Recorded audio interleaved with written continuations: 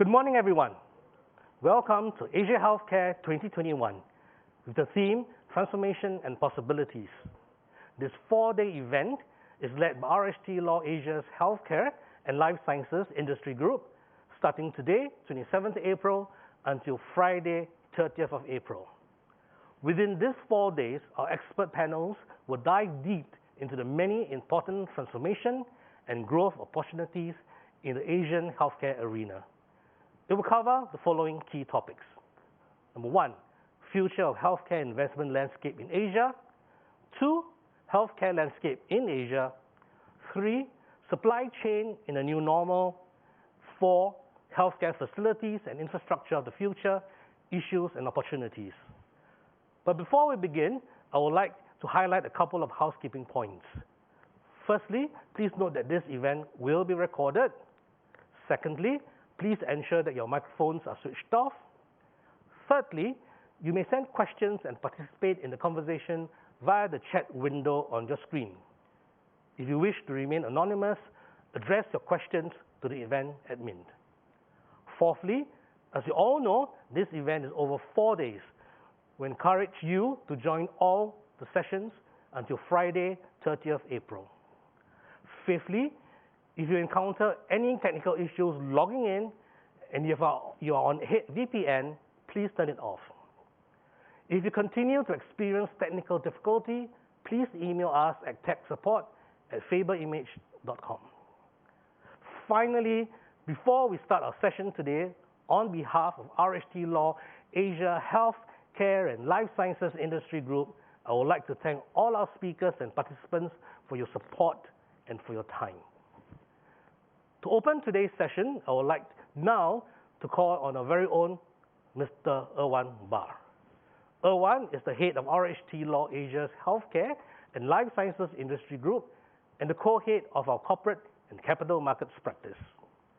Erwan joined RHTLaw Asia in 2015 after practicing for 16 years with 2 leading law firms in Paris and New York. Focused on corporate transactions, Erwan has extensive experience representing clients across many industries, with an emphasis in technology and life sciences. He was also a co-founder of Vesimex, a biotech company. Erwan has been involved in many M&A, joint venture, capital markets, and financing projects in Asia, Europe, and the US, including several game-changing transactions. Most of his deals were cross-border. His transactional expertise is based on leading over 100 deals, representing in the aggregate of more than US $20 billion. 15 of his deals exceeded US $500 million in value.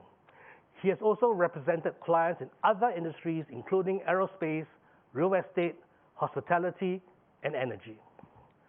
Erwan has been recognized as a leading practitioner in his field by professional publications such as Chambers and Legal 500.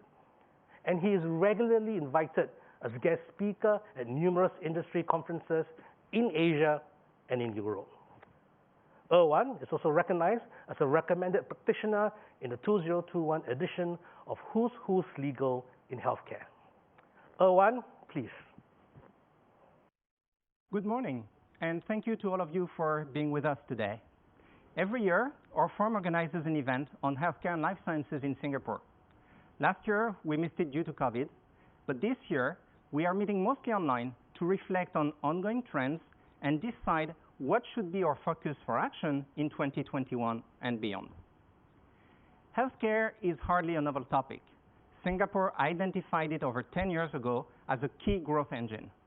However, market forces have changed a lot. Obviously, COVID has been a game changer. It has had a massive impact in every industry, in every country.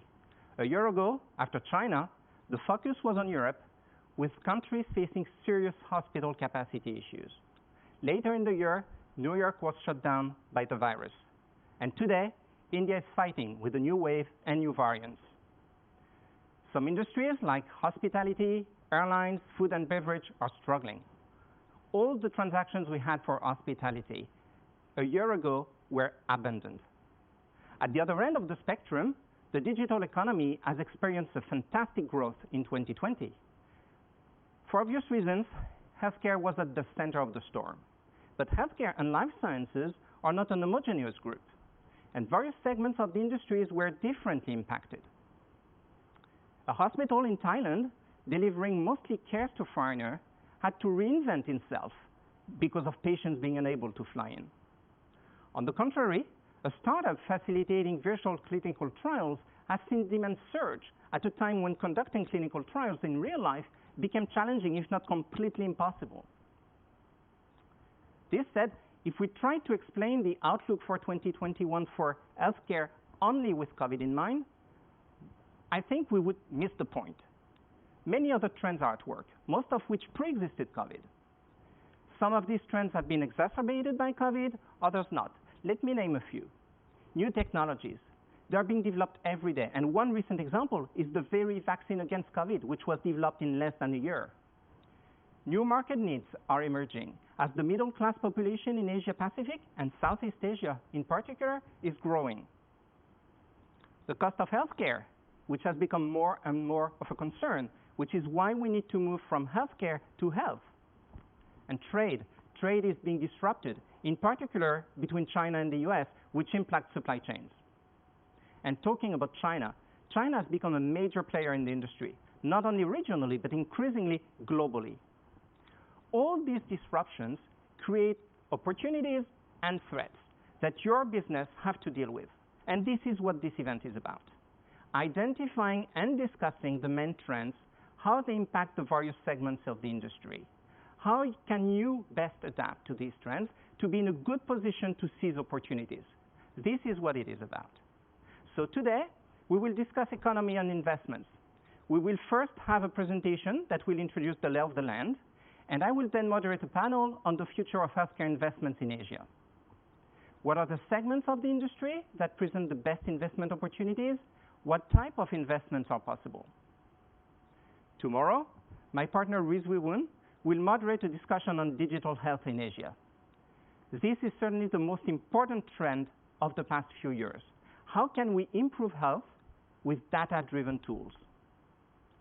Whilst big data raises hope for better and cheaper healthcare, it also raises concerns, as healthcare data are among the most sensitive personal data, and regulation is still very much work in progress.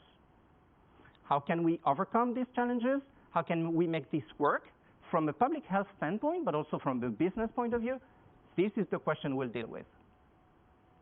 On Thursday, the head of our transport and logistics industry group, Piyush Gupta, will moderate a panel on healthcare logistics.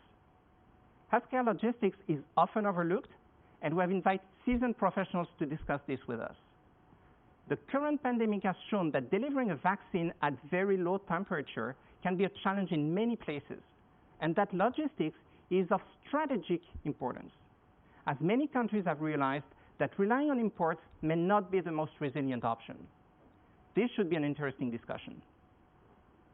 Finally, on Friday, we will discuss infrastructures with Conrad Campos, who heads our construction and infrastructure industry group. The region needs more and improved infrastructure, but at the same time, budgets are constrained. How can we improve this situation? How can traditional hospitals transform themselves and become hospitals 4.0? This is going to be an interesting week, and we would like you to think of this week as a brainstorming session. As you can see in the program, we will have mostly roundtables with specialists in their field who will conduct robust discussions. We would like to give you every opportunity to ask questions, so please do not hesitate. The more participation from everyone, the more enriching it will be for all of us. We hope these discussions will help you, but to be totally honest, they will also help us, because having a clear understanding of the industry is what allows us to deliver better legal advice to our clients. We need, and we have, an excellent team of legal practitioners, but our clients don't want us to practice law in a vacuum. On the contrary, we always practice with our clients' interest in mind, which implies that we must have a very good understanding of your industries. So without further ado, I propose we start with our first topic of the week, and I will let Leonard introduce it. Thank you, and I will all of you a very good and informative week. We will now move into the first panel discussion on the future of healthcare investment landscape in Asia. Joining Erwan for the panel discussion today are Dr. Helmut Sechler, CEO and Chairman, TVM Capital Healthcare, Mr. Andrew Latour, Director and Head of Market Access, PRMA Consulting, Ms. Sabrina Tay, Partner, Industry Lead Healthcare, RSM, Dr. Eugene Hong, Executive Director, Institutional Banking Group, Pharmaceuticals and Healthcare, DBS Bank, and Dr. Shailendra Bajpal, Regional Medical Director, Becton Dickinson. Over to you, Erwan, and your panelists. Good morning, and thank you. And we had a very good and very exciting presentation by Frost & Sullivan. This was great. I took a few notes, and I see there is a strong demand for healthcare, new technologies being developed in many different areas, new efficiencies, new business model. All of this is very exciting and should drive investments for the coming future. Not that it would be something new for 2021, because actually the boom has already started, as we can see it. So some statistics I was looking at over the weekend. We had 7 unicorns that have exited in 2020 in healthcare. That's twice as many as the 2 years before. And we would have, because obviously valuation is not a science, we would have 51 unicorns in healthcare ready to exit. So the market is definitely very, very hot. The 2 latest transactions I heard about, the 23andMe merger with a SPAC sponsored by Richard Branson with a valuation of about $2 billion, and the ongoing IPO of WeDoctor in Hong Kong with a valuation of about $12 billion. So we see that there are 2 huge markets with huge transactions, the US and China. What about us? What about Singapore? What about the rest of Asia? How are we doing in this market? This is what we're going to talk about this morning. What are the areas in which we can invest? How can we invest? What are the pitfalls? We've got a very distinguished panel to discuss that with us this morning. They've been introduced to you by Leonard, but just to remind you, we've got Dr. Shailendra Bajpal, who is Regional Medical Director for Becton Dickinson. Thank you, Shailendra. Thank you. Eugene Hong from DBS, Executive Director, Pharmaceuticals and Healthcare, DBS Bank. Andrea Latour, Head of Health Economics and Market Access at Prima. Dr. Helmut Schussler, Chairman and CEO of TVM Capital Healthcare. And last but not least, Sabrina Tay, Head of Industry Lead, for Healthcare at RSM. So thank you for being with us this morning. Just maybe before we start, I put a lot of questions. I'm sure the audience will have many questions too, but maybe before we start, if each of you can tell us what you're doing, not here today, obviously, we know what you're doing here today, but what you're doing in the industry, what's your interest for healthcare investment? So maybe, Shailendra, if I can start with you and we go down the line. Sure. So thank you very much, Erwin. It's a pleasure to meet you. I think we are here with a common objective that's making an impact in healthcare business. And therefore, we are trying to pull in the resources across the board. And we have all the stalwarts and the leaders here to put the thoughts together and cook up something in the next hour. So let me start with something. What has happened is that in the last year and a half or around that time, what we see is that the healthcare has actually come to the forefront. What is driving is the digitalization, diagnostics, and devices, which was already happening 3 years before, but now it has got accelerated. So what I'm doing actually is that I really moved from a core biopharmaceutical organization to where my heart, passion, purpose, and where I could move the needle much faster. So I moved to a medtech company. So what is important is that all of us, what we do every day, every single day in the morning is making a difference with a purpose. We are blessed to be actually being a partner in healthcare, I would say, by delivery, diagnostics, solutions, creating together with the experts like you, and of course with a lot of technology folks and other SMEs to do that. So that's what I'm doing here. I live with a purpose and a passion in the morning. I get up in the morning with my patients at the heart. That's great. And then see what I have on the plate to make a difference. We go out, we partner with like-minded people, we partner with corporates, we partner with investors, we partner with startups, accelerators, incubators, and we scout for opportunities as well, of course. And then of course with the organizations, non-charity, ministry, policymakers to make this impact. And I'm primarily focused in the area of diabetes care. Thank you, Shailendra. Andrea? Thank you, Erwin. I come from a slightly different background. I spent most of my time working in pharma, medtech. I'm now working in consulting. The way I will, address issues today is mostly from the point of view of the healthcare infrastructure and the healthcare system. So what are the probably risks and opportunities in the APAC region, or even more so in the Asian markets, compared to some of the challenges and the issues that we may have observed in previous years in the Western markets. As part of my job, I look primarily into high-cost pharmaceuticals and medical devices with regards to issues for pricing and market access. So we design and execute programs for the pharmaceutical and medical devices industry to support them and help them market their products. So as part of my job, obviously, I need to understand the infrastructure and the dynamics of the healthcare ecosystem throughout the industry. So I'm happy to contribute to the panel today. And what? Well, TVM Capital is a private equity firm. We focus on expansion and growth capital, and our regional focus is Southeast Asia and the Middle East. So we look for entrepreneurs who are doing something that actually addresses a critically important medical need across the region. And our main focus areas are specialized care, so not necessarily general hospitals, because there is many of those. And so we try to focus on smaller entities that have less capex, can move fast, can be scaled fast, and can address sort of regional needs that are out there in the market and are not being addressed. And at the same time, we focus on a second area where we think the market will move fast, also in the wake of the COVID pandemic, and that is local manufacturing of medical products. That could be devices, hospital products, diagnostics, pharmaceuticals. So that's also an area that we look at a lot. So I'm going to sort of be the resident private equity guy here on the panel today. There needs to be one, always. Sabrina? Yeah, so I'm a partner with RSM Singapore and it's healthcare lead, but primarily I think our focus is more for those owner enterprise that want to try to raise capital and want to go IPO in the public market, or whether they want to actually tie up with PE fund to get PE fund investment into the company. We help them look at what is the risk, how to dissect their financial, to make them more attractive to package to the public for listing purposes, or even to PE funds to see how to be involved in their negotiation of the deals itself.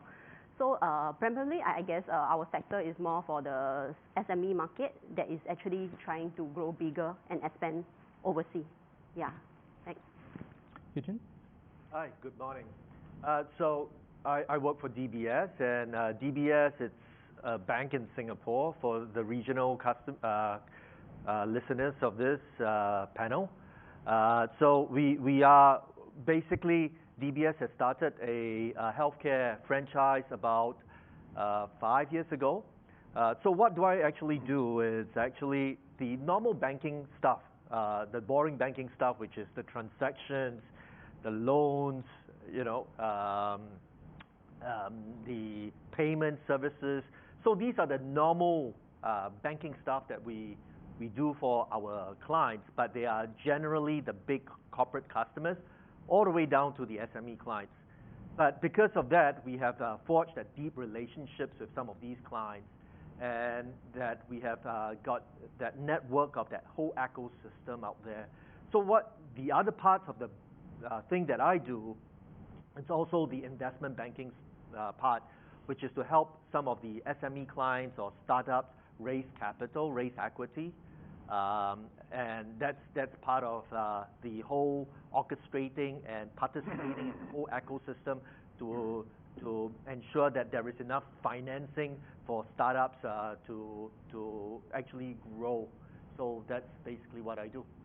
Excellent. Well, thank you to all of you again for being here. So I've prepared a list of questions around 5 big themes. One is the economy, the landscape, basically, pharmaceuticals, hospitals and healthcare delivery, technology, because obviously we cannot miss technology, and then we'll turn to transactions themselves. How do we structure them? How do we make them happen? But let me first start with maybe a question to Shailendra on the landscape, on the macroeconomy. Well, COVID is a black swan, definitely. It's the defining event of 2020, but it's by far not the only event, and it cannot explain everything. There were, even before COVID, some trends which were at work in Asia and in Southeast Asia in particular, talking about the demographics, talking about the rise of the middle class, talking about the development of non-communicable diseases. How does that impact healthcare industries, and what impact has COVID had on these pre-existing trends? Thank you, everyone. Very interesting question. I think it has multiple dimensions to that, and you already listed a few of them.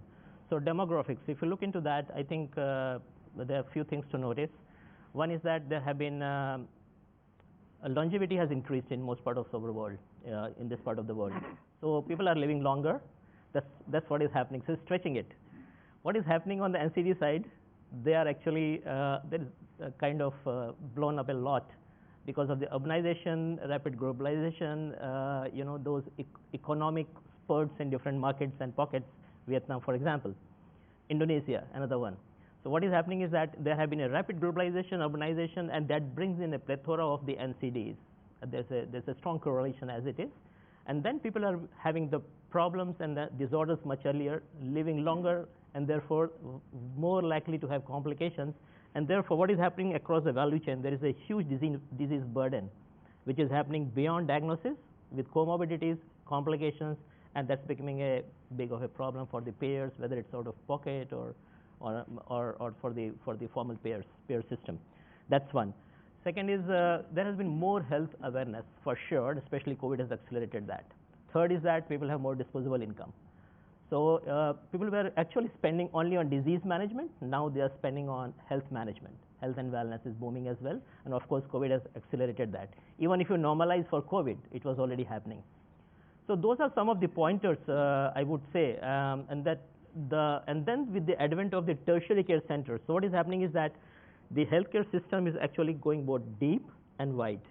So there is, on the one hand, decentralization of care in several markets, where the large pool of NCDs, the policymakers and the ministries and everyone else is pushing to be managed by the primary care, rightfully so.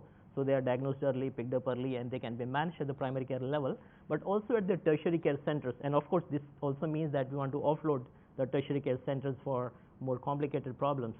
But then tertiary care centers, not only because of medical tourism, which was historically picking up in our part of the world, but also because we have more corporate hospitals, of course. The facilities across in the public hospitals have improved a lot. So technology, diagnostics, and overarching digital has also improved. The uptake has been huge. What it means is that it opens up a lot of opportunities, immense potential for deployment of solutions. Boiling it down, that what are the patient pathways, pain points across them, which can be addressed by some solutions. That's one. Secondly, no one ever talked about, what does the patient need and feel about it? So user experience, Right. Then hand-holding the patient, listening to the voice of the patient with the ear on the ground. Nowadays, can you think of a tech solution without involving a patient from the start? You are putting him in from the beginning, right? It's not only the surveys. You're creating a prototype and you're starting the modeling and then testing it on a bunch of patients before scaling up or before deploying the solution. So I think stakeholders have a seat on the table. There are a lot of opportunities. There has been a huge digital adoption. We had fantastic hospitals, fantastic physicians, excellent chemical entities and the biologics. But if you look into the scenario, and please allow me to dabble into this area, in the last 3, 4, 5 years, even if you normalize for COVID, there was more investment in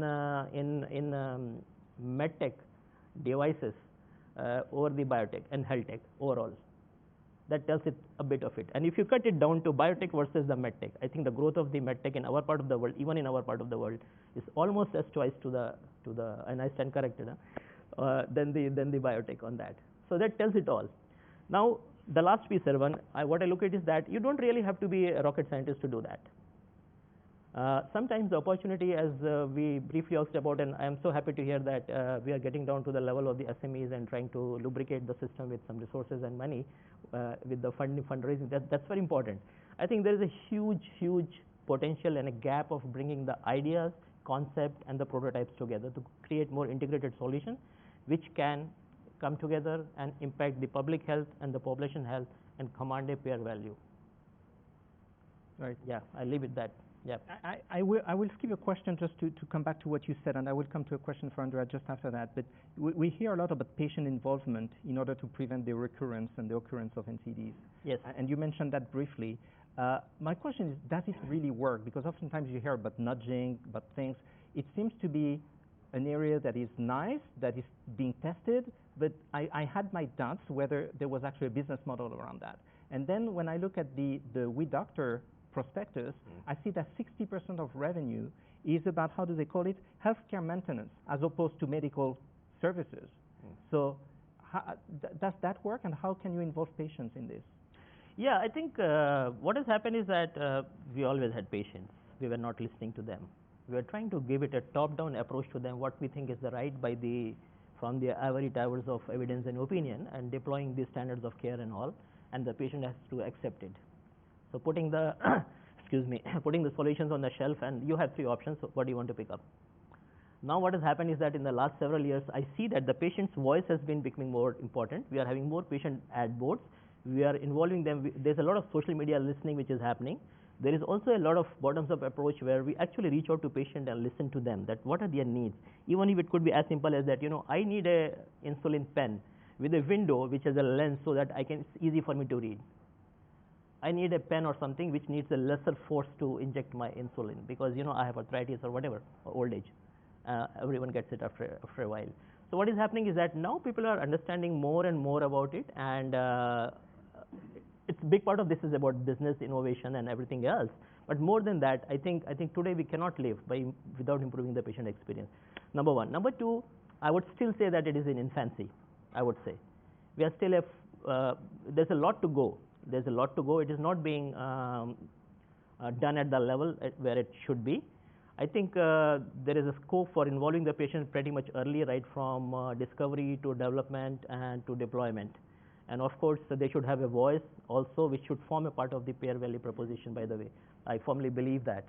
It's not only the safety and the efficacy that is passed, and not only the effectiveness that is there, but on the top of it, you should command something for the UX. I don't know what you think about it. It's not futuristic, it's here today, right? So we are regularly deploying questionnaires like the PROs and all for diabetes distress score, which has gone through the roof during the COVID. And as you already know, the depression, MDD, generalized anxiety and other disorders are much higher in people with diabetes.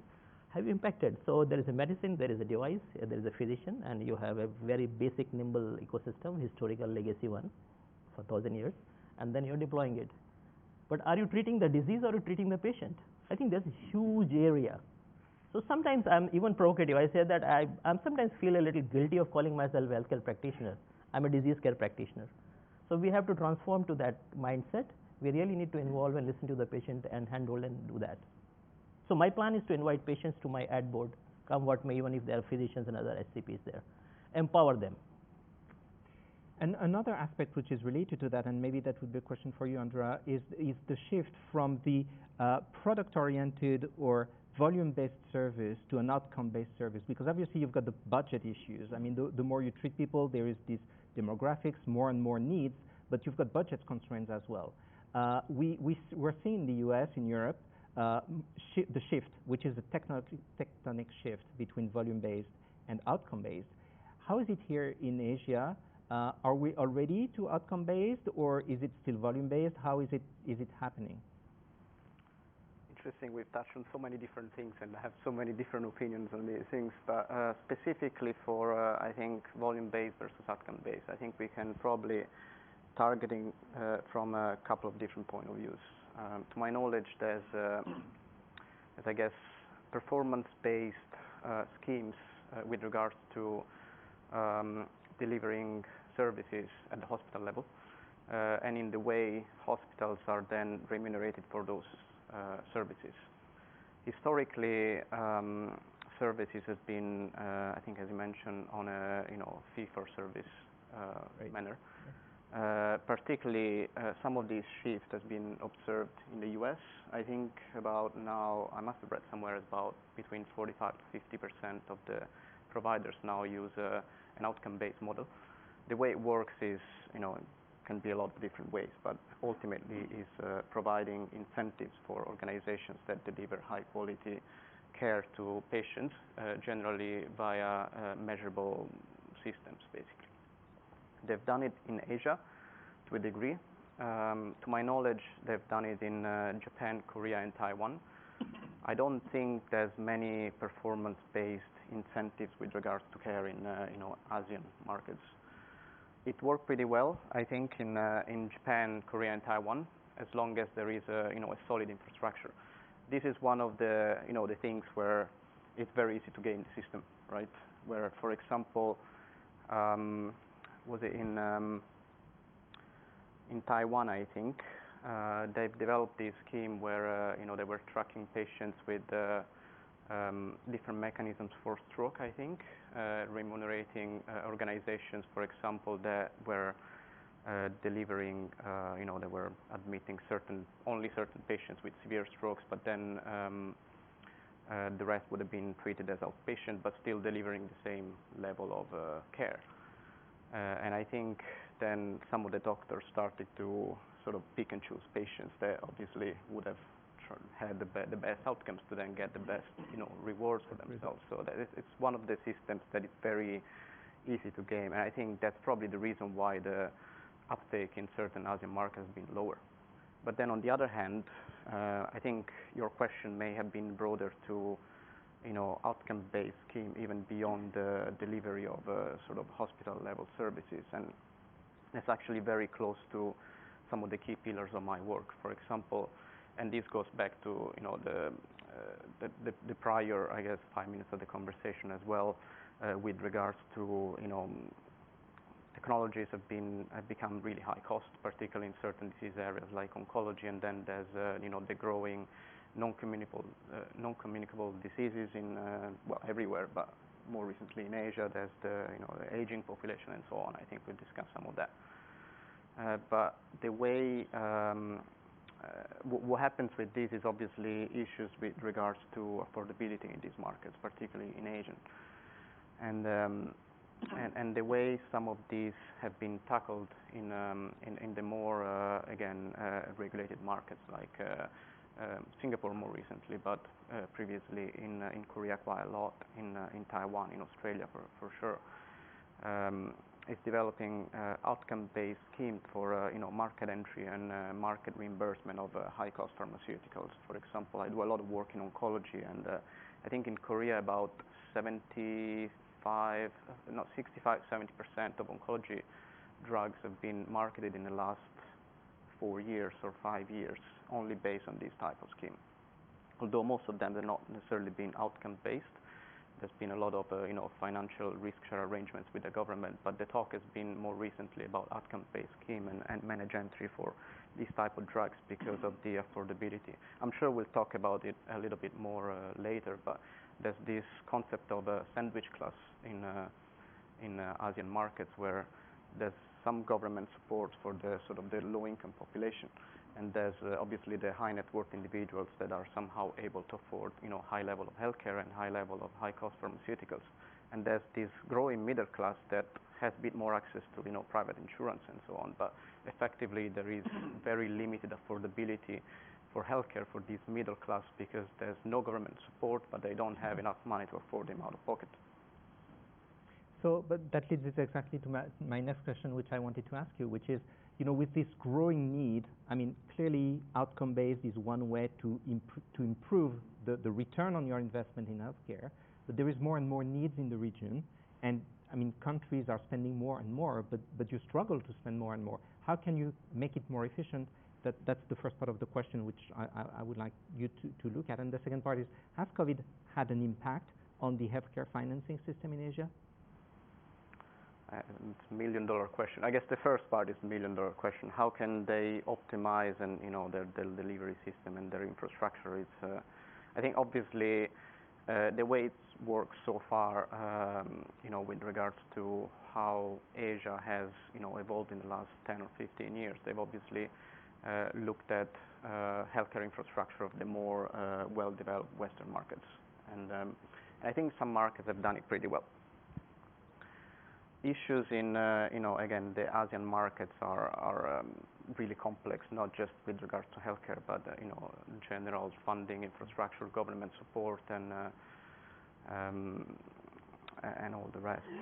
With regards to how they can solve this, this infrastructure, I don't have an answer for that. I think one way would be focusing on delivering value as opposed, to delivery quantity. I think at the moment the concept of value in, delivery systems in Asia has been quite lacking. That they should focus a bit more, and this is what I do on a daily basis, on cost-effective evaluation of delivering this high-value healthcare, not just for certain, but for the whole population. Like what would be maximizing value for everyone at the lowest possible cost, so that it's an actual feasible healthcare infrastructure that can support many patients. With regards to how COVID has possibly affected this delivery, I think obviously everyone knows that with COVID, certain non-urgent care has partially stopped. Any non-elective surgeries or anything else is basically not happened, right? And that's just a fact. And how it's gonna play out in the future, I think there's been, and I'm sure again we'll probably discuss that a little bit later. There's obviously been a switch to digital technologies. Right. There hasn't been, enough doctors or HCPs in general. So obviously the switch to digital technologies has certainly been a pattern that has been observed with But I was more talking about the financial burden on governments, on healthcare budgets. We see the human cost of COVID, it's huge. Currently we see it in India, but we've seen it in pretty much every country in the world. But the financial cost of COVID, there is the cost on the economy, because shutting down all parts of the economy has a cost, but the cost on the healthcare system. Yeah. Is it, a disease that has had a huge cost on running healthcare systems through the period? Yeah, I think obviously a lot of the economy has been redistributed to COVID, even beyond healthcare. With regards to how that financial burden would have affected the rest of the delivery, as I mentioned, I think it definitely has affected the rest of the deliveries. There's been virtually no where there's been policy targeting certain non-communicable diseases, including cancer or certain cardiovascular diseases, diabetes, and others in the last 5 years in most of the Asian markets, for example, focus in primary care, dementia, and others. More recently, I think in the last year and a half, that effectively has stopped. The key one priority for each one single government was getting through this. So I think in terms of redistributing some of these finances, in the next few years, there needs to be a very strong government push and support. Okay. Yes, Edmund. To this point, Yep. What also has happened and what sometimes goes unnoticed is because hospitals who serve as investigation sites for the development of new drugs have been so busy with COVID and so much focused on the care of COVID patients, but also on the development of COVID-focused drugs and vaccines. Across the venture capital community and the pharmaceutical industry, we've seen tremendous delays in the clinical development of other drugs. It is as if cancer didn't exist anymore, or diabetes or CNS diseases don't exist anymore. Everything's focused on COVID, on coronavirus, and how to deal with the variants and how to do this and that. But for the last 12 months, I think that most clinical development projects got severely delayed. And a lot of stuff that should have happened in 2020 hasn't happened even by today. So we're seeing kind of the whole system comes to a grinding halt. Everything's focusing on COVID. And I hope that we will normalize enough so that other development projects for other, particularly non-communicable diseases, are going forward again in 2021. Yeah, the million-dollar question being, when will COVID stop or be low enough that we can take some semblance of normalcy? The problem is it won't. Yeah. It will not stop. Flu doesn't stop. Many things don't stop. It will not stop. It will be with us, but we'll manage it, like we manage so many other things. But it has been only a year, right? I think it's interesting to note that I have been in this industry for 30 years, but I've never seen a single therapeutic area that went from 0 development projects to 500, 700, 800 projects, both drugs and vaccines, within a matter of like 6 months. I mean, the amount of money being invested in it is just unimaginable. Yep. So it is now the most competitive marketplace in the world, and that also, makes it more difficult to start projects, even if they're good, because when you get something in the market, there may be already 100 other people there, competing for the same pie. Right. Well, except that you've got a market that is huge by definition, so compensate somewhat, wouldn't it? Huge, yes and no. I think if we have a drug that keeps COVID patients out of the hospital, then the biggest problem is resolved. That's my personal opinion. Right. I have been quite amazed that everybody's focusing on vaccines, Right. when we already know that there's hundreds of variants out there, that some of these vaccines, and maybe all of them, won't address. So that's number one. Similar problems you have with drugs, by the way, depending on the mechanism of action. But the one thing that is really important is to keep people out of the hospital, and in particular outside of the ICU, because the biggest shortage we have is ICU space and ventilation equipment. And if you take the stress out of that part of the healthcare system, I think we can deal with staying home for 2 weeks and taking, a medication like we do when we have a flu or when we have a severe bronchitis or other things. So I think that's the pain point, and that's why it's kind of completely stopped certain things in healthcare. But once that pain point is successfully addressed, I think we will be able to manage the disease and go back to a more normal life in healthcare. Right. But That's what I think. yeah, but to your point, I think vaccines are something that it's going to address that in a way. And if you look at the money that's been poured into vaccines, a lot of it is actually funded by governments, right? Correct. Not from private enterprise. There are some from enterprise, but a big bulk of it, that $4 or $5 billion initially was all pumped in by governments. Correct. So there's still a lot of private money out there to look at other therapeutic areas. It's just that a lot of the focus has gone onto COVID related either vaccines or treatment. And I think in the last 4 months or even half a year, I'm starting to see from my deal pipelines, a lot of the clinical trials and a lot of the requests for funding has come back up again from non-COVID related non-COVID related therapeutic segments.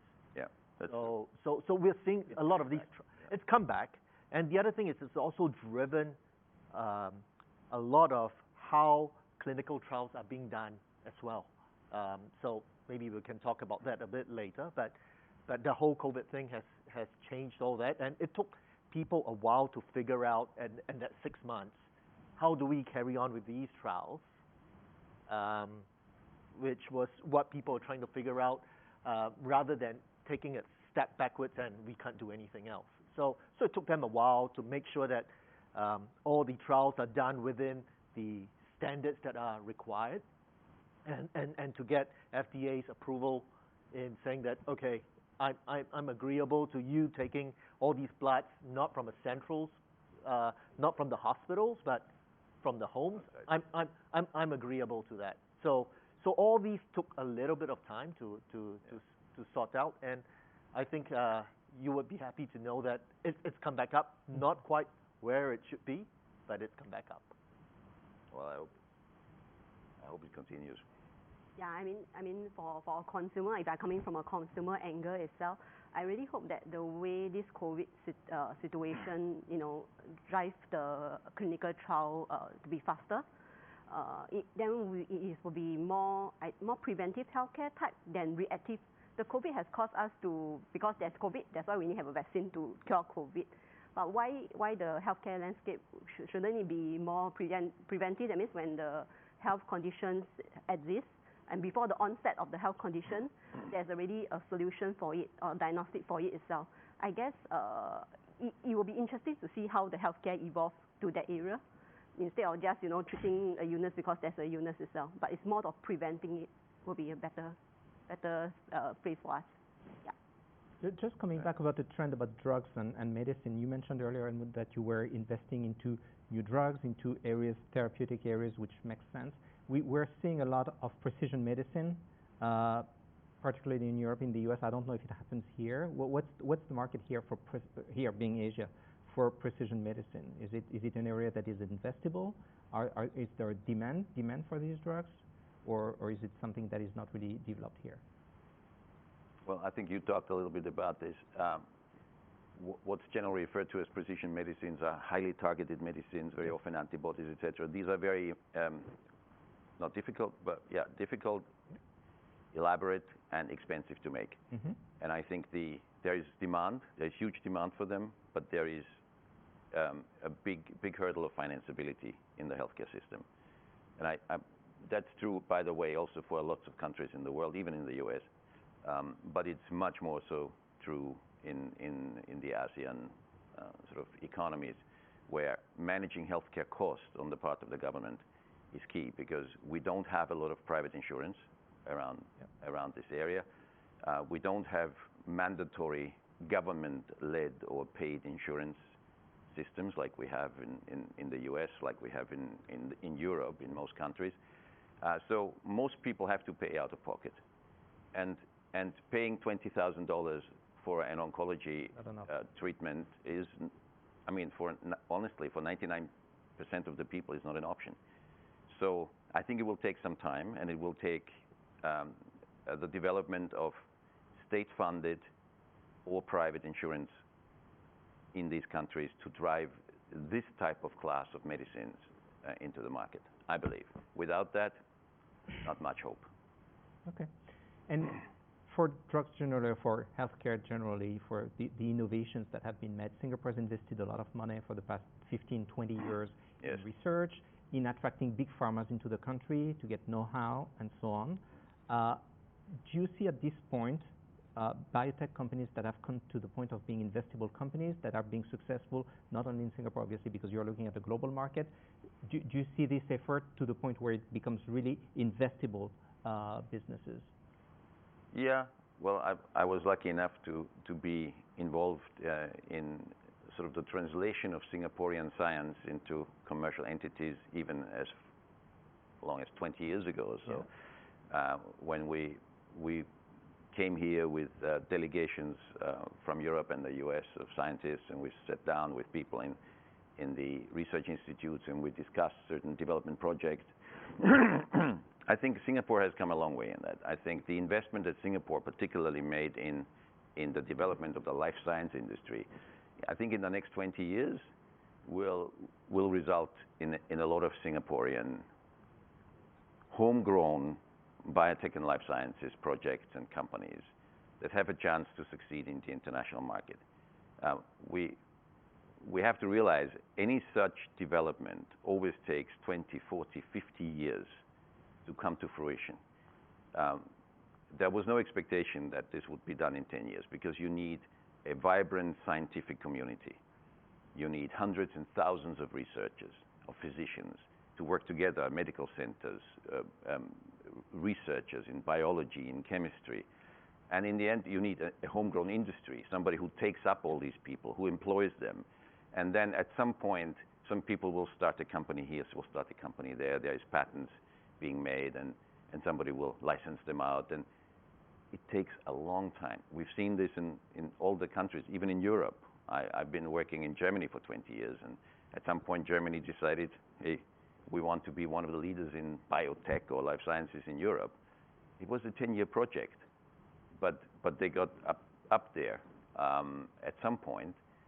So I think it's worth investing in, and I think there are particular areas probably where Singaporean science will come in its own. There's a lot of new and very exciting fields of science, like aging, which will be at some point combining people's care for their health, which is wellness and consumerism in healthcare, together with the sick care concept.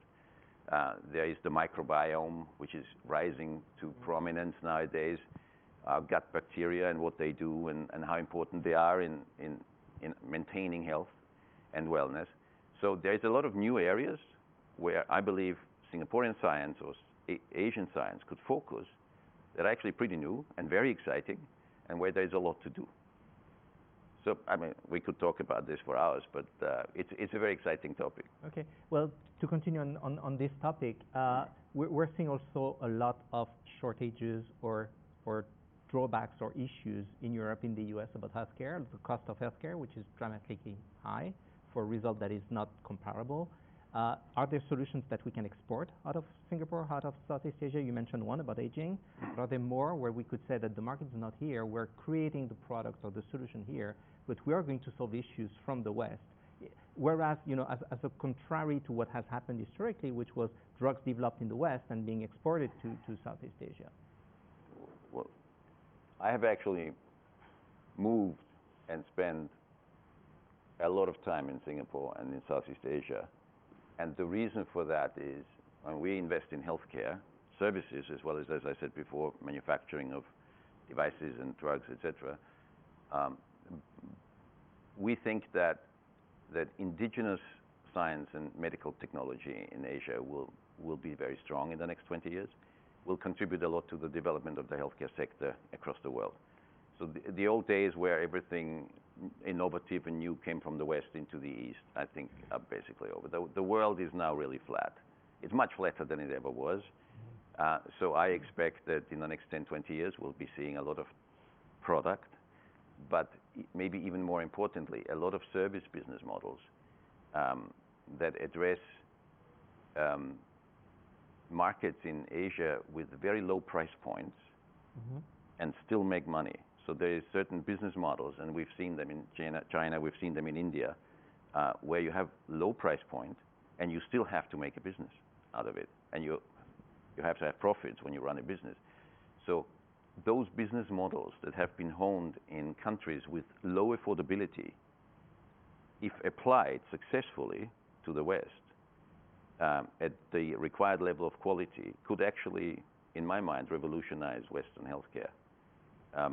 Again, something that I find quite exciting intellectually at the moment, but I think it will come because in the West we have the same healthcare funding problems, just at the level of the budgets of the governments usually, or who fund and co-fund public insurance schemes. Right. So as I said, it's going both ways. So and looking at the West, looking at the East, looking at Asia, looking at Europe, the US, and trying to make technologies and products flow between these regions and continents, I think that there will be a big business for somebody. And would that be like frugal innovation, or why would these solutions be cheaper than the solutions currently available? Because solutions are very often based on human resources, which are not at the same price, obviously, here as they are in the US, for instance. So how could we export cheaper solutions to Europe or to the US to the point that it would make a difference? Well, first, when it comes to price, in our field, the medical technology and product field is very much ruled by the life of your patent. Right. So in order to compete successfully, and given the fact that you have to invest for the development of many products in the medical arena, tens and hundreds of millions of dollars, the patent system assures that you can actually make money back from that investment, right? And also, if you start 10 projects in this industry, maybe only 1 or 2 will come to fruition, and the other 8 you have to finance from your commercial revenues. So the success rates in the business from starting a project, coming out of science, to actually getting it to the market in pharma, probably 5%. That's not good odds.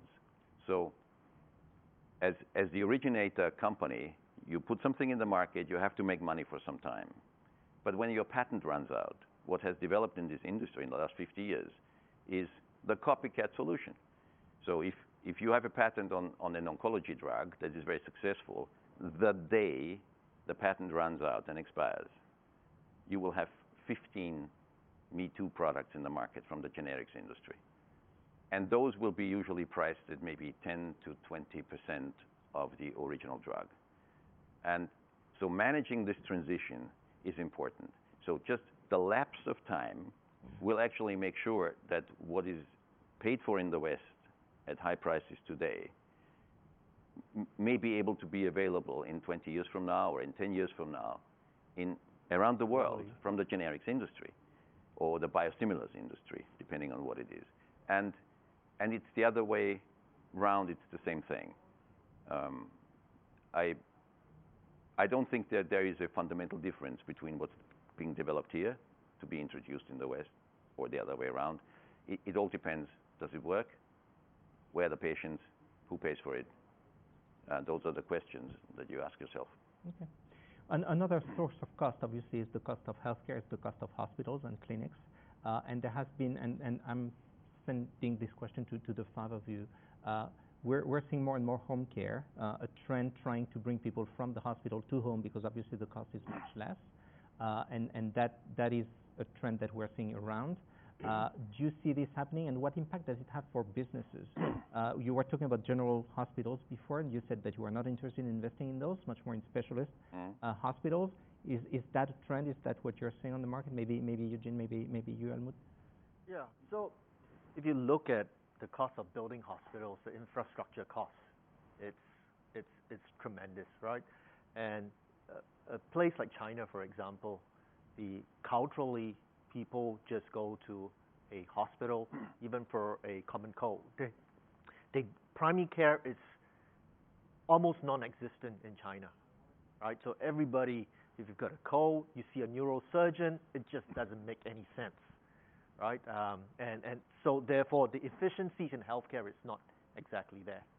And what the government has been actually trying to do is to bring these group of patients out of tertiary or even hospitals out to either home care or even GP clinics. And they've spent the last 10, 15 years trying to do that, but they have not been very successful because it's a cultural thing. Because people just think that I get the best treatment in a hospital versus a GP, for example.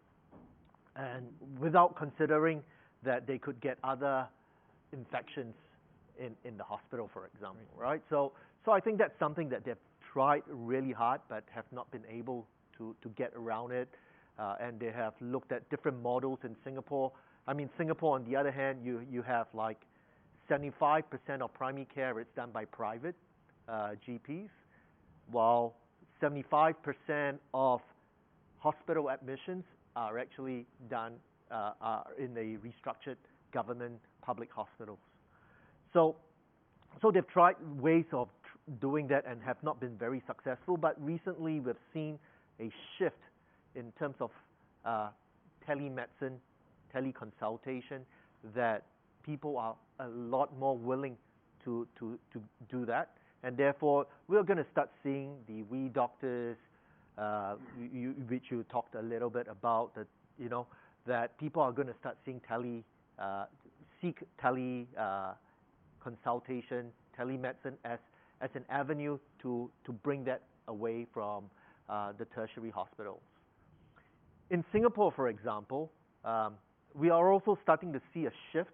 The new Woodlands Hospital, which will be built in another 3 to 5 years, will be ready by then. It's built small, deliberately. The number of beds, it's deliberately made a little bit smaller, not because of anything else, but because the thinking now is to have these patients being monitored in their own homes. And I think with technology, IoT, 5G, that allows these the ability for patients to be monitored. If you think about it, post-surgery, what does post-surgery care actually mean for a patient? The patient just lies in the bed for 3-4 days. All the nursing care does is to check the wound, take your temperature, take your vitals, 6 hourly. And if you're well, you know, we'll just leave you alone, right? And feed you, right? So that's all it does, right? So how is that different from being treated from a home? And that's where the new thinking has to come about, with technologies out there, with sensors that's able to take your temperature, your heartbeat without being too intrusive. And that's what's being developed today. And we're going to start seeing some of that shift being treated from your home after surgery, for example. And are we seeing a shift in hospitals as well, where hospitals specialize in certain treatments or certain pathologies, or is it still? Well, it depends on whether you're referring to government hospitals or private hospitals. Private. Right? So if you're talking about government hospitals, it's usually general hospitals with center of excellence within that hospitals, within a general hospital that they start teaching certain subspecialty, and that's required to train your doctors. With private hospitals, we find that the private hospitals with specialized treatments, they tend to be a little bit more profitable, and that's why a lot of the private enterprise are doing things like that, because it's a whole infrastructure that they have to build. For example, for cancer treatment, you don't just open up a theater, right? You have your whole setup of radiotherapy, and these all cost money. You need your MRI, CT scans, and all the other things that goes around it. So it's important for these hospitals to be focused. And besides, the other thing with Asia, what's particular in Asia is the fact that a lot of the doctors are actually, specialists are actually self-employed versus being employed by the hospital. So the hospitals in Asia, private hospitals in Asia, generally tends to sell services in terms of infrastructure services, right? Be it operating theaters, all the other ancillaries that come with it. So that different model is driving different revenue models in that sense. So the ability to capture a certain doctor to use that facility, it's really, really important. So if you're not able to get your specialist doctor to use that hospital's services, you just move to another hospital. So the next hospital that has a robotics or whatever, the latest and the best robotics surgery which the doctor likes to use, he would lose that doctor to another hospital in that sense, and they are not going to be able to drive that revenue. And as an investor, how do you mitigate this risk? How do you mitigate the risk that the doctors actually shift to another hospital if you invest yourself in the hospital? Yeah, so there are a lot of models out there. So there is a hospital in Indonesia, for example, called Hermina. One of their central business model is to make sure that the doctor stays invested in that hospital by getting the doctor to actually invest in that, has a stake in that hospital, has some equity stake in that hospital. So he stays invested in that hospital. So there are other hospitals that basically ensures that business model runs on the fact that they bring in the latest, best equipment all the time. They have a refresher every 2 years on the latest MRI, the latest robotics, Da Vinci machines out there, or add in. So the thing that's peculiar with medtech, medical device, it's not like in pharma. In pharma, you have it's just a binary thing. You just have the next big blockbuster drug, and it's a do or die. In medtech, it's all these little iterations that makes your equipment the latest, right? I add in a little model in there. I add in a software in there. I add in capabilities in there, able to calculate better, be more precise, and that is all based on that one platform, and they've upgraded it continuously. And so a lot of these hospitals, they sign contracts with manufacturers to make sure that they have the latest equipment. They stay up there, or being the center of excellence for that particular manufacturer. So these are some of the models that that hospitals have been able to keep themselves right at the top, to ensure that the doctors stay with the hospital. The third way is obviously through real estate. So, for example, let's say in Singapore, your Mount Elizabeth hospitals and your Gleneagles hospitals, the doctors actually own a piece of real estate next to that hospital, as in their consulting suites, right? So they're not going to move too far away, because a lot of these consulting suites have been paid for already, and they are not exactly the cheapest real estate in Singapore. So they would stay in there, and because of convenience, they would continue using that facility over there. So there are various models out there. Andrea, we mentioned earlier that if we want to drive patients from hospital to home, one of the tools that we can use is digital equipment, digital devices. How relevant do you think that is? And do you think that the adoption rate has raised, I think, because of COVID-19, but has it raised to the point that there is actually a viable business model now? Because we're seeing conflicting signals. I read an interview, I think it was from Ruffles Medical Group, saying that the money from the teleconsultation was not significant. Well, on the other hand, you see White Coat doing a Series A for $10 million recently. So I'm a little bit confused. And is it something that is viable at this point? As COVID-19 allowed us to reach that point, or not yet? I mean, as you said, COVID basically forced that, right? So there was a shift to digital. Healthcare, I think, was a bit slower compared to other industries. There's been more of a shift in the last few years in digital technology in healthcare. I think obviously COVID accelerated that quite a lot, particularly in certain areas of digital technology. In my work, I've been exposed to some other areas beyond just teleconsultations, for example. COVID has, I think, that forced a shift in certain behaviors with regards to e-consultations or e-prescriptions, for example. I think some behaviors and I think that's very different in different countries, even within Asia. Behaviors are quite different. For example, I think in Singapore, I've read also some articles that consumer behavior is not really there yet. People really like going to their primary care doctor and having that face-to-face interaction. I think also tying up to the discussion we're having earlier, I think primary care in Singapore, whether it's private or public, is still quite strong. People appreciate that interaction, and they don't necessarily want to trade that off with an app or teleconsultation. With regards to other types of digital technologies, I think some of them, whether it's for COVID or not, they're really booming.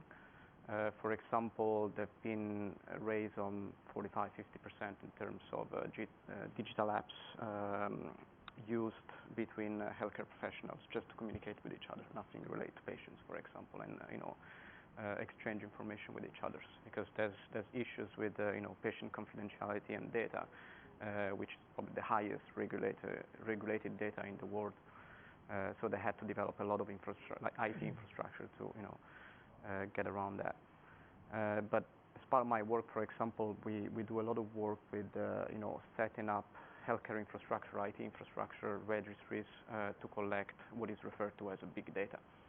There's more and more data, and one of the main issues in Asia is that this data is not being linked. Basically, there's so much of it, and it's just all sitting in different places. And one of the key trends that I've seen in digitization is basically generating this sort of IT infrastructure, whether it's through apps or whatever else, that actually is able to collect this data and use this data, which is worth effectively billions in different ways. For example, even tracking patient outcomes in support of reimbursement applications or many other different things. So if I'm following you, what you're saying is that this digital health is important in the B2C space, but not only, but also in the B2B space, where it helps the profession working and delivering better healthcare. Yeah, I think if you probably go on, manufacturers, like big pharma manufacturers' website, they'll all have a, digital health page, effectively. I think on average, they, like the big ones like Roche or, Johnson & Johnson, they're investing billions just on, digital infrastructure to generate data effectively every year. Q&A. Okay. And then the Q&A will be... Okay. Right. So that is the things that big pharma and medtech are doing. But in terms of hospitals and working among themselves, is that also a thing that you're seeing, and in terms of investable area? Well, if we look at digital health companies, realizing that there's about 300,000 health apps out there now.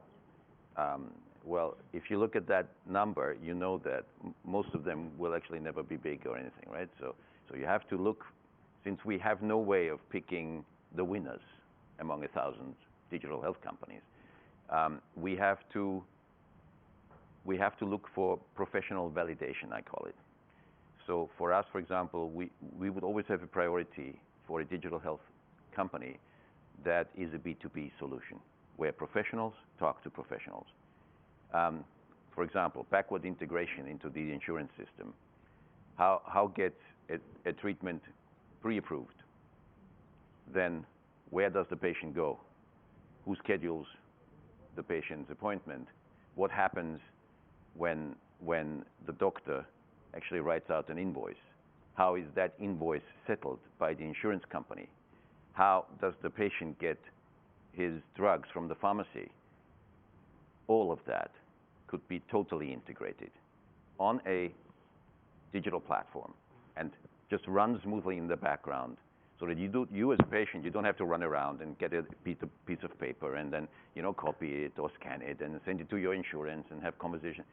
So I think there is a lot of that. In the end of the day, there will be a class of digital solutions in healthcare that I would simply call enterprise-wide software solutions, or even ecosystem-wide software solutions that integrate what is happening. There's a lot of work processes in healthcare. They could all be digitized and automated. And a lot of this is happening. Everything that needs to be invented has been invented. I think the biggest problem for the adoption of digital technology today, be it telemedicine, teleconsultations, any of this, is regulatory. Because our regulation hasn't been written for this world. Yeah. Okay? And you can look country by country. Everybody wants home care. Why? Because it's cheap, okay? Or everybody thinks it's cheap. But nobody puts an incentive in the market to make people invest in home care. And if they do, they make it difficult, because this cannot be done at home. You can't send this. The physician isn't licensed to do it. The nurse isn't licensed to give you an injection. So you go around, there's millions of little hurdles and obstacles to actually implement something that everybody wants. So I think there's a certain inertia in healthcare, of course, because things have been done the way like they've been done for the last 50 years. And there is inertia in terms of change. But in my experience from the conversations that we have, regulatory obstacles have to be removed. And incentives have to be set in a way that makes that development happen. Because the private sector, as it were, the banks, the private equity, the venture capitalists, the private equity people, I think we're well prepared to support that development and put a lot of private money into it. But the government's role is to set the regulatory ecosystem up for it. And that's all that's required, I think, from the government. I'm reading the questions that we got from the audience, and one of the questions directly related to that. The question is, what are the current regulations for telemedicine or teleconsultations for overseas patients in the region? And it's not, I guess this question is for me probably, but I guess we cannot answer this question in even 1 hour, just because it differs from business model to business models, and it differs from country to country. So we've had clients looking at, can we do this out of Singapore to treat patients in Indonesia? Or questions which are generally even more complicated than that, which are, we've got a hospital in Singapore, we're treating Indonesian patients, can we do the aftercare remotely? And then you've got all these things to look at, and it's generally very, very complicated and detailed. But that is something we're looking into. Hugely diverse. Obviously. Yes, and also I think data portability is also a key concern if it's across country. Yeah, so I think these are all legal issues that may have to look at in terms of regulation to make sure that all these are being taken care of before it can happen. But that's actually a question for you, Sabrina. I know this data issue because we have it not on every deal we do, but every legal tech deal that we do, we've got this issue. But what are the other issues that you look at when you do due diligence for an investment in this industry? Okay, so I guess in this industry, healthcare is very wide. It covers a huge spectrum. We have been talking about digital health, we're talking about medtech, we're talking about service provider. So I guess what we look at for typically maybe for healthcare service provider, they are more mainly anchored on key doctor, key physician. So when we look at this healthcare deal, usually we will see what is the key person risk. How does this, are you able to actually enter into a service agreement to actually protect yourself from this key person from leaving or from him from, not performing his best? Because sometimes we see a lot of acquisition. After you acquire the business, maybe the buyer and seller, vision and interest is not aligned. The seller may want to be out earlier, but he's the main anchor of the whole practice itself. How to keep him motivated to contribute more. One thing sometimes we look at is whether by paying a 10-time PE, are you tying the doctor for 10 years to make sure that they are able to recover the cost of investment? Or are you using earn out methods to actually try to tie into the future performance to make sure that the seller or the doctors continue to perform for the company itself? So I guess a lot of things is not about only the valuation at the start. It's how after that how the integration can be better managed, and all the key risks in terms of the personnel, all these are also being handled properly itself. So these are one of the areas that we look at. The other area is really look at normalizing what is the key revenue driver of the practitioner, what is the capacity growth, because I guess you won't want to put in the investment for 10 times and want to recover it only 10 years later. You want to be able to see that what is the growth potential of the practice itself. So these are areas that we will help to analyze based on the historical. And if we are not talking about service provider, we move on to maybe more like startup per se, like in terms of health tech or medtech type of company. I guess it all boils down to what are the really what are the projects they are working on the pipeline, and what is the burn rate of all this investment, because different project, the different burn rate, the cash flow, how long it can sustain. These are the key issues that the investor has to look in before the money is put in, because you need to make sure that the probability of profitability of it is going to come in sooner or nearer future, or if not, at least the loss is actually minimized, so that eventually you are able to actually generate cash flow. Because a lot of investment, I guess, is not only about the profit per se. It's how we manage the cash that is the important part of it. Yeah. So in terms of due deal, we typically look at the cash flow aspect of that deal. Yeah. And based on this, Eugene, what do you think about current valuations? Because we've seen valuations for healthcare companies going higher and higher. Are we in a situation where you would call that a bubble, or are we in a situation where you think that these valuations are still sustainable based on their forecast or existing results? Yeah, so you have to think about what sort of companies you are talking about valuations. I think if you look at the healthcare provider service sort of valuations, it's actually come down from 3 years ago. When we started 3 years ago, the first thing that you started talking about valuations, we're talking about 19 times. That was when people start saying, don't talk to me unless it's 19 times, right? And you think about it, how can a mature business be valued at 19 times? I mean, there are much better businesses out there to buy, right? But I think since COVID and since the valuations has come to a little bit more reasonable pricing at about 9 to 12 times that people start talking about pricing, and therefore people, I guess this is a case whereby people are more willing to talk about selling right? Because at 19 times, I don't think there are too many deals that would have been done in that sense. So that is for the healthcare services, whereby I think, in a way, in the last 1 year, because of medical tourism, because we talked a bit earlier about all the other chronic illnesses and all the other electives were all pushed aside. Prices have dropped a little bit, right? And people are a little bit more realistic.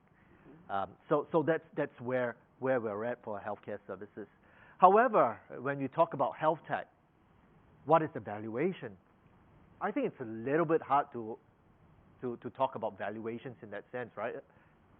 Because a lot of these companies are not even generating revenue, right? Or at the very least, their cash flows are not exactly what I would call investment grade. But yet, you have valuations of 1 billion, 2 billion in some of these companies. And I guess that's as a result of the liquidity that's around. That's a result of a lot of shift towards digital health tech, the need, and people could see potential in it. So that has caused, in a way, valuations to go up. Although you don't really have a base, right? You don't have a number to say that it's gone up from 15 times to 100 times because it's infinite in that sense. So I think that's where it's gone up. And I think in terms of biotech, it's hovered around the same, depending on which therapeutic groups you're after. Obviously, if you're talking about vaccines, it's gone up, and that's the flavor of the month, right, or flavor of the year. And if you're talking about infectious disease, that's gone up, right? But if you're talking about oncology, that has taken a small little back step, but it's coming back up. So it really depends on which part of valuations you're talking about in healthcare. So that's basically my view on it. I'm not sure what the other people would think. I mean, I totally agree with Eugene that so far I think the valuation in healthcare deals has been stabilized. Even, for example, the healthcare service provider, they are not asking for skyrocket valuation per se. And also maybe because of COVID, I think people are less willing to go into deals because they feel that their valuation will be pressed down in a way. But with vaccine rolling out, with economy is focusing back more onto healthcare, and healthcare is generally quite resilient. My personal sense or my feel is more of I think the valuation will clip up slightly again.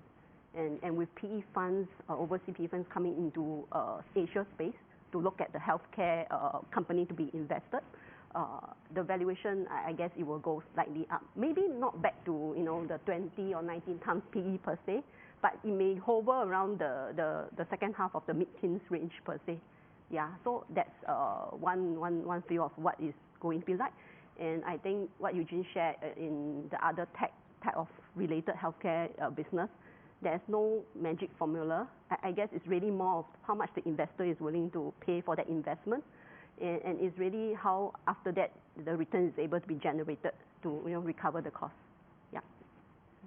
Yes, Amut. Sure. I got a question for you anyway, so go ahead. Just so, if you look at it structurally, I think that there's two ways to value businesses in medical. One is what Eugene pointed to. So you have your service business, you make 5 million EBITDA a year. So are you going to get 9 times 5 or 12 times 5? 3 years ago, it might have been 18 times 5 or 21 times 5, right? But there are certain business models that are purely valued purely based on their cash flows and their EBITDAs, their earnings before interest and tax and depreciation, etc. These are very classic metrics for businesses. Now, there is another class of medical companies where the vision is what matters. And so I call that, rather than an earnings value, it's really an asset value. So you have patents, you have product development tools, you have maybe a prototype of something, or you have a drug in the clinic that is in the clinic. So you ask yourself, what could this be worth in the future? And then, as you say, people figure out what it is worth to them, right? So some people will pay 500 million valuation, others 300, and another one think, hey, it's 700. In my experience, that's all fine. These types of valuations, I guess there's a lot of analysts who calculate the future value of revenue streams in 10, 15 years out and discount it to today. And there's always a scientific way kind of doing this. But at the end of the day, it's driven by market forces. If everybody thinks that what you do is out of this world, it will conquer the world, and you will go from 0 revenues to 800 million in the first year you introduce it in the market. People will give you $1.5 billion valuation. You know what? Because if you believe that, that's what it's probably worth to you. And so there is this dichotomy in the market, right? It's either the one or it's the other. We see very few companies, especially in the public space, that combine both. Because that's not a business model that works very well for people. Right. Because investors prefer the one, the cash flow ones, where they can see the reality of the business, and the others, they like the option to make it big, and they're aware that it might not happen, and that's why they invest in larger portfolios, and some of them may make it, some of them won't. I have a question for you from the audience, I guess, Helmut. How far apart are the Asia healthcare players versus the US and Europe from the area of development, from expertise perspective, and FDA approval? I think that goes into an answer you gave a bit earlier, but if you can elaborate on that. Yeah, I think the development of novel products in medicine is a newer area of activity in Asia. I mean, that's clear.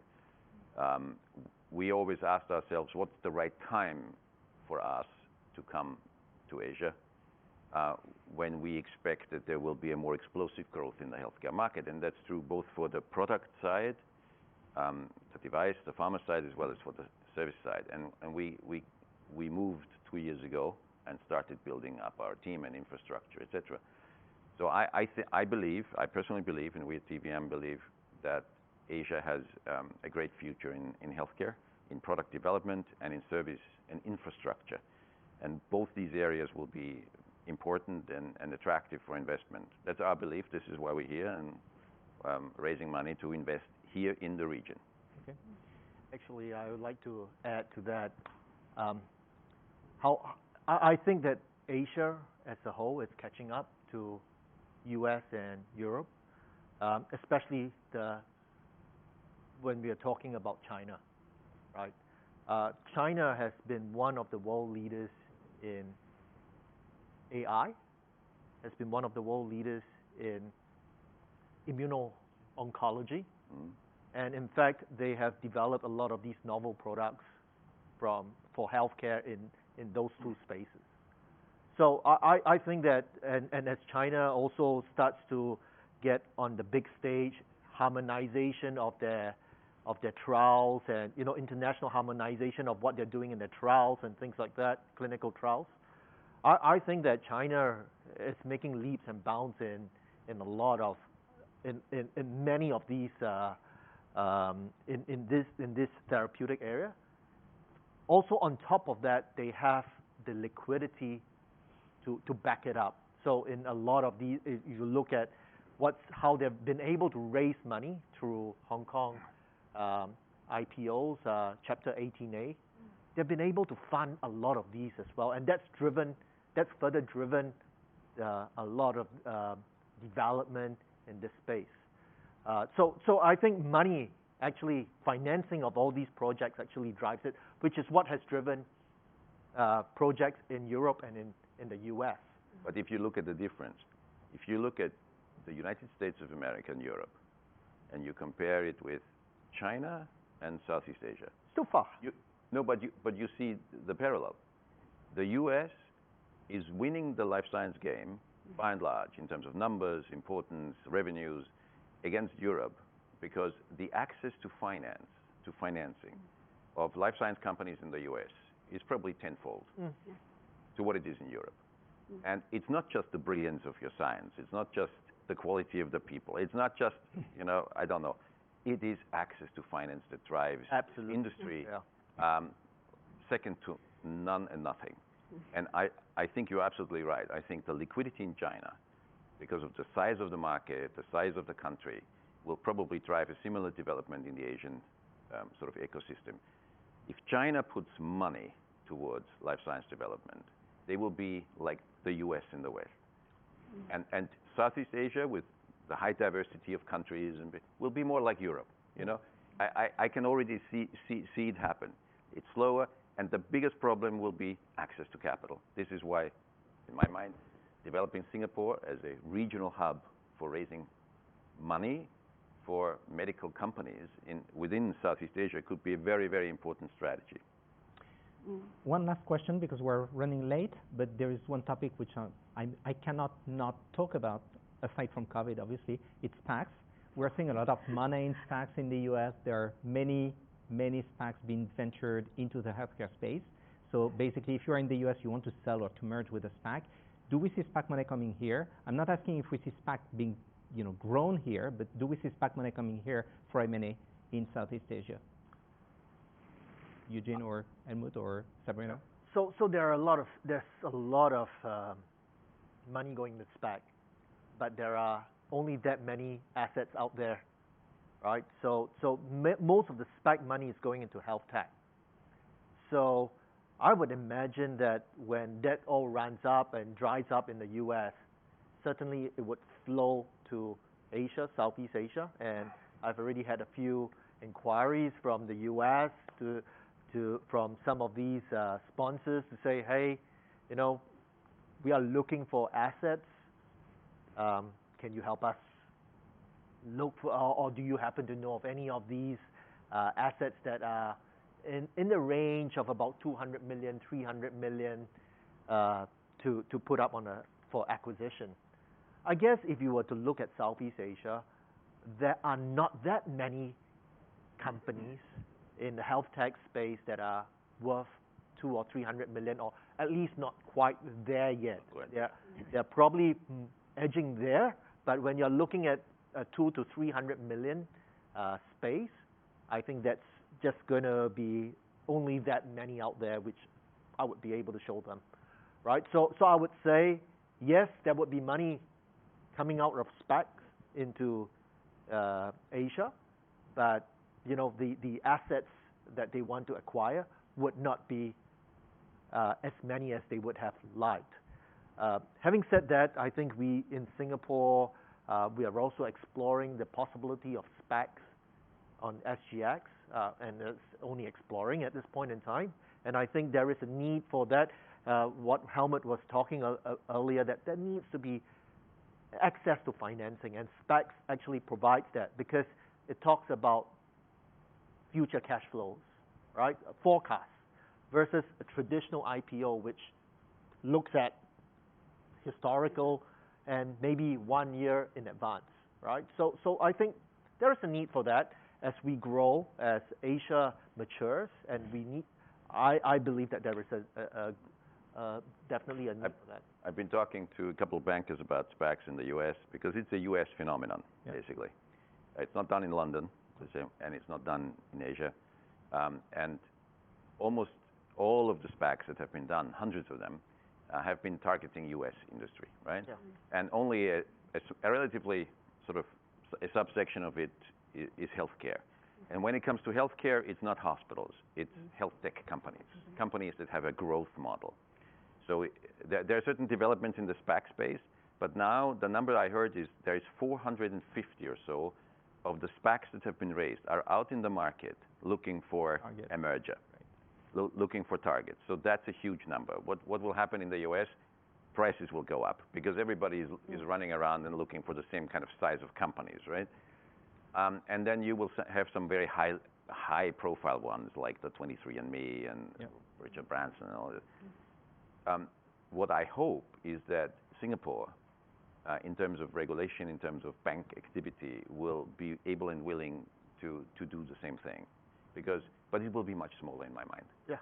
In the US, if you want to do a small SPAC IPO, nobody is interested because the banks all like the big ones, right? And so there is not much love for small projects. But that's what you would have to do here because there aren't that many big ones, right? Exactly. Well, thank you very much. That was my last question, the last question from the audience. Thank you very much for panelists to share their insights with us. That was extremely interesting. And tomorrow, equally interesting, we will have a panel on health technology, monitored by my partner, Reese Wiwun. And so we're looking forward to seeing you tomorrow. Thank you. Thank you.